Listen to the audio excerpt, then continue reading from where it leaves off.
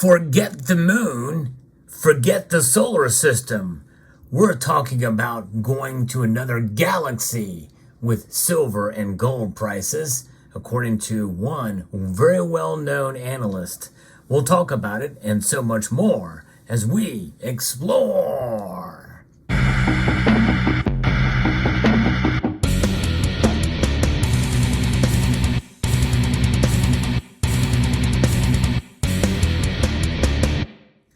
Gold and silver prices have languished for a while, and they usually do during the summer months, at least to some extent. But there has been a lot of people out there making predictions of triple-digit silver, which seems kind of crazy. And there's other even higher predictions for gold and silver that have been made over the years that most of us can just laugh off and ignore. And this is another one of those that really we should laugh off and ignore. But in reality, those numbers that are in the title, $75,000 silver and $1 million gold, definitely could happen if the scenario plays out just as this author mentions. Now I'm going to get into it because when you hear this name, it's going to spark a lot of controversy in this community because I definitely disagree with a lot of what this author says. Robert Kiyosaki, many of you probably have heard the name. I'm going to be referring to an article here from Bitcoin.com that talks a little bit about this. And one of the first assumptions he makes is that you should buy silver before it's gone, which is absolutely, utterly ridiculous. Silver just doesn't disappear. It can be reconstituted in many different forms. And yes, it is consumed, but nonetheless, it does not mean that it won't be recycled, even if it's not economically viable to do so now. So the author of Rich Dad, Poor Dad, Robert Kiyosaki, has urged investors to buy silver before it disappears, noting that the precious metal is becoming rare. That's also not true. It's actually becoming more abundant. Rich Dad, Poor Dad is a 1997 book co-authored by Kiyosaki and Sharon Lechter. It has been on the New York Times bestseller list for over 6 years. More than 32 million copies of the book have been sold in over 51 languages across 109 countries. So he's a well-known, well-sold author. Kiyosaki tweeted or X'd recently that he considers both gold and silver God's money. I do agree with that. Yes, indeed. However, the author pointed out that gold is multiple times more expensive than silver, also very true, noting that the latter, being an industrial precious metal, is becoming rare due to its usage. Well, it's being consumed, and that consumption means that there is a deficit, but it does not necessarily mean that the amount of silver above ground is decreasing. It's just in different forms. Some of those forms may be in landfills. We're seeing more and more recycling of silver these days, and there's more and more talk about it. I've covered it on this channel multiple times and how you can literally extract silver from sewage. That's right. There's a university that's done that. I posted a video about it a number of years ago, but you can extract water or silver from sewer water. And the well-known author further highlighted the affordability of silver, comparing it to gold, that's for sure. He expressed the belief that silver is a better bargain as a long-term investment than gold. Well, and that's just it. I don't think we should view gold or silver as investments. We should look at them as insurance policies. Essentially as saving vehicles. And they really can't be compared to each other in so much that we do with the gold to silver ratio, because nowadays there's much more versatile uses for silver than ever before in world history, which means that its consumption and its use as that product is greater in demand and as being mined as a byproduct of other metals. That means that silver is going to be mined more frequently out of the ground, at least to some extent. However, according to a recent survey by the Silver Institute, there is not as much mining going on this year. But that could change, and it depends on the domestic demand, or the industrial demand, rather, of other metals like copper, lead, and zinc, of which silver is mined as a byproduct. So that is something that we should keep in mind and consider when we're talking about silver. and it disappearing or not, because it's not disappearing. There's no threat of silver going away anytime soon, or anytime really down the road, because they will, when the price gets so high, well, they're going to refine it and they're going to recycle it. And we've seen that happen for sure. Now, his tweet essentially says that gold and silver are God's money, God put on earth. The problem, gold is multiple times more expensive than silver. Silver is an industrial precious metals growing more rare as it's used up. To me, silver is a better bargain as a long-term investment. Best of all, anyone can get silver before gone, is what he's saying, before it's gone. Of course, again, it doesn't disappear. In December of December 2022, Kiyosaki explained on Twitter that he became a silver nut in 1964 when he was looking at a dime and saw a copper tinge around the edge. I was only 17, but I knew we were being screwed by way of our money. Little did I know that the U.S. government violated Gresham's law, which states fake money drives out gold and silver. And actually, that's not what Gresham's law states at all. It's bad money drives out good money.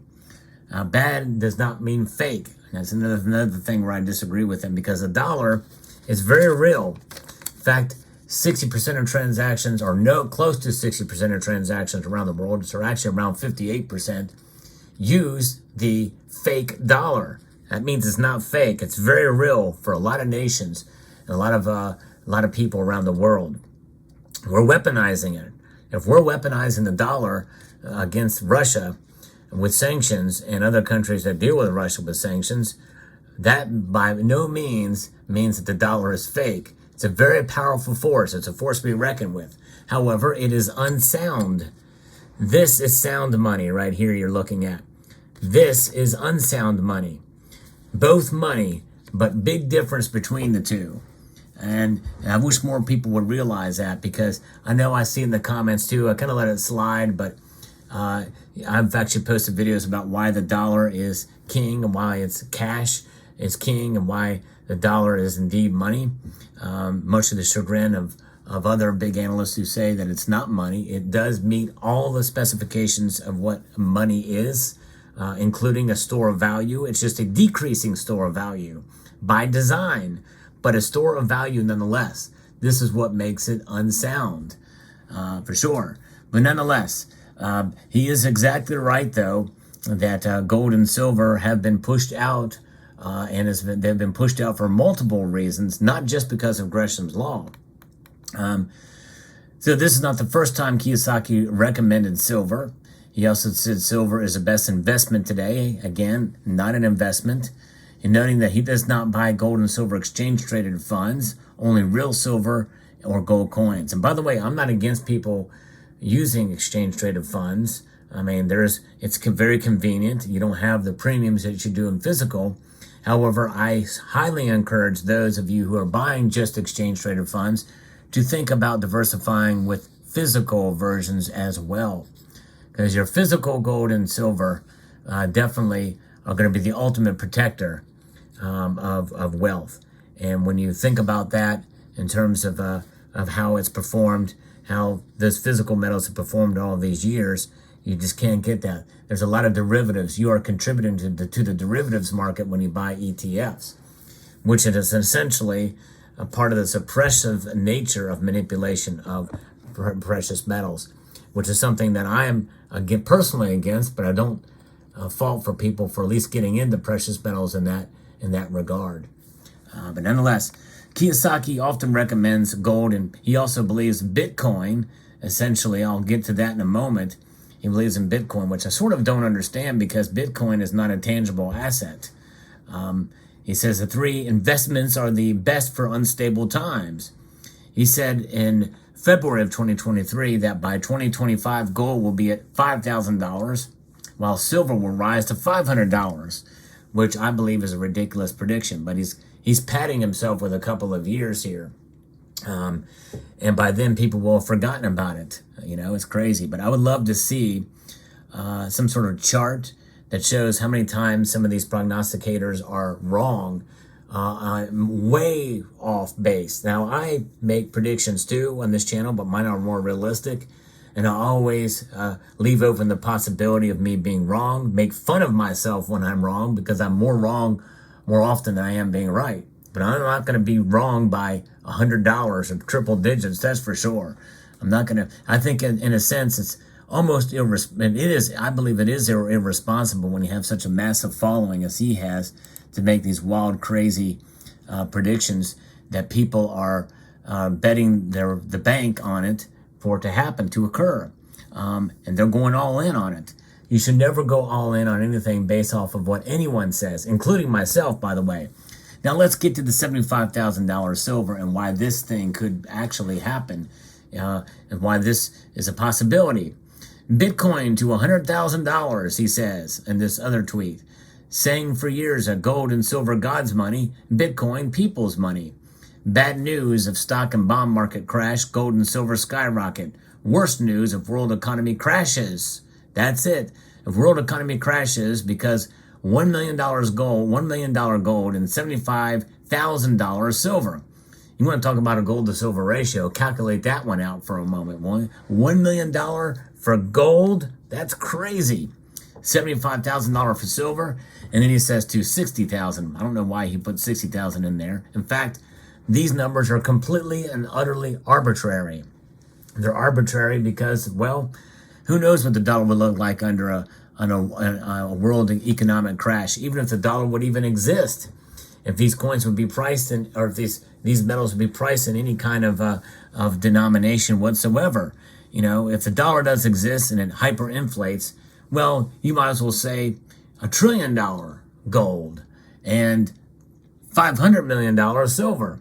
It can be crazy. I mean, after all, you remember the $100 trillion note from Zimbabwe that I've showed multiple times on this channel. I have it here, but let that sink in. You know what replaced it? That note was released in November of 2008. By January of 2009, that note, the $100 trillion bill, was replaced by the new Zimbabwean dollar. So revaluation time, which means that, hey, if you're going to see something like that occur, then, hey, we very well could see $50 gold and $1 silver. Hey, you never know. Anything can happen, right? And the reorganization of all this stuff. But anyway, he goes on to say, savers of fake U.S. dollar effed, in other words, screwed, and debt is too high. I do agree with him on that. But again, the dollar is not fake. I've explained that before. Mom, pop, and kids in trouble. Hope I'm wrong. Please take care. Well, I hope you're wrong too, Mr. Kiyosaki. But again, anybody can put any dollar amount for gold and silver if the world economy crashes. We've not really seen anything like what he is talking about here. I guess during the Great Depression, we've seen something somewhat similar, but obviously we didn't see those kind of numbers for gold and silver then. It's a different market now, but nonetheless, the point, I think, of his prediction, which I generally actually kind of agree with, is that the sky is the limit with any kind of denominated asset and any kind of commodity, including gold and silver, in a hyperinflated world where the economy has collapsed. And so that could very well be the case. So this is one of the few times where I kind of agree with him. But again, he's posting this stuff like this tweet has been viewed almost 1 million times. And it's crazy. It does get the attention of a lot of people. But I'm here to provide balance for things like this, and also try to be as intellectually honest. I don't want to just bash Mr. Kiyosaki. There's a lot of things that he says I agree with on other matters, and even on matters of gold and silver. That's always been my thing. There's a lot of things that people say that are true, that are accurate, and are good for the community. But there's other things that I think are somewhat irresponsible. And I'm not even saying that this particular post is irresponsible. Some of it I think is, but the thing is that gold and silver is not about hope. Let me repeat that. Gold and silver are not about hope. They exist for what they are. There's no need to have hope in them because their value is intrinsic. It stands the test of time. It's historic. You don't have to have hope in gold and silver. Just stack it whenever you can. Responsibly hold it in your possession. And then that's all you need. That's really what it boils down to, because the price is going to fluctuate, and it's going to go one direction or another. And even if silver goes up to $50 again tomorrow, you will know immediately that that's an anomaly, and a very strange one at that, and it's going to come right back down again. So let me know what your thoughts are about this little bit of news here, or this was tweet from or X posting by Robert Kiyosaki. I'm being very careful with this display because I have these outside of their capsules, but I was looking at these coins that I just got from the United States Mint.